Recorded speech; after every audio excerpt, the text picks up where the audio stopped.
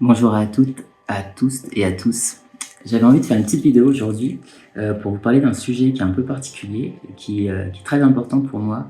C'est le sujet des anges. Moi, j'ai rencontré le monde angélique il y a maintenant 2 ans et ça a profondément changé ma vie. Et du coup, j'avais envie de vous partager quelques petits tips pour inviter les anges dans votre quotidien. Donc, les anges, ce sont des intermédiaires entre le divin, ce qu'on peut appeler Dieu, Père, Mère, la source, et les humains.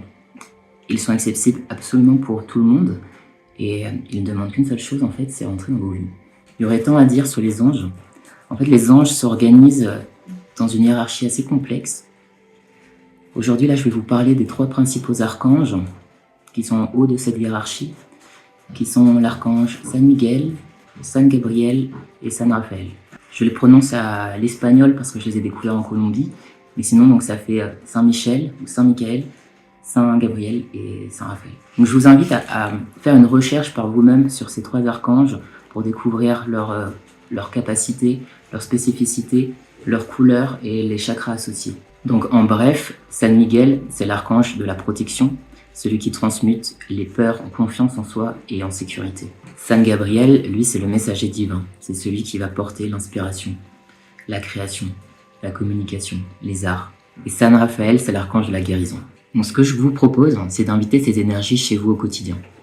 Donc dans votre journée, si la peur ou le doute surgissent pour une situation donnée, respirez profondément, connectez-vous à votre cœur et appelez l'énergie de San Miguel pour transmuter ces émotions en confiance et en sécurité. Voici une proposition de prière toute simple que vous pouvez vous approprier avec vos mots. San Miguel, ô archange San Miguel, puisses-tu transmuter toutes mes peurs et tous mes doutes en confiance en moi.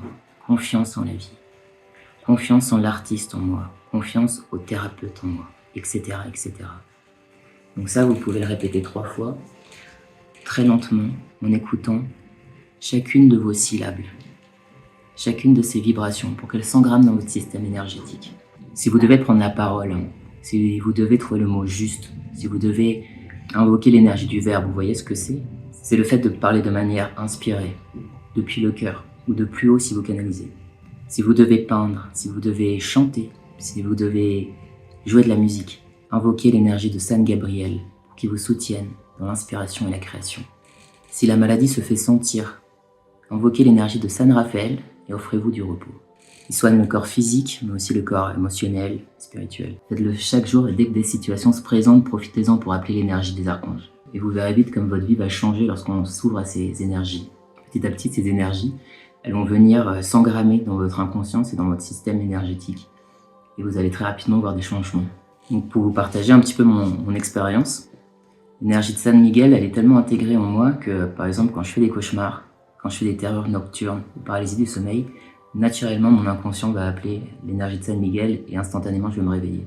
Moi, l'énergie de San Gabriel, je l'utilise pour peindre. Et d'ailleurs, je vous invite à essayer de deviner à quel moment, en fait, l'énergie de San Gabriel est arrivée dans ma vie, en regardant les photos sur mon Instagram. L'énergie de San Raphaël, je l'utilise comme base pour tous mes soins, pour venir soigner le corps physique, émotionnel, spirituel. Et dès que je me sens patraque, dès que je me sens affaibli, fatigué, je demande son aide et je vais me coucher. Et puis le lendemain, je me réveille guéri. Je serais très heureux de lire vos retours d'expérience et vos ressentis sur cette rencontre avec le monde angélique. N'hésitez pas à me laisser un commentaire. Et puis surtout, lorsque vous aurez bien intégré ces énergies dans votre inconscient et votre système énergétique, n'oubliez pas de l'enseigner à vos enfants, à vos parents et à vos amis. À très vite.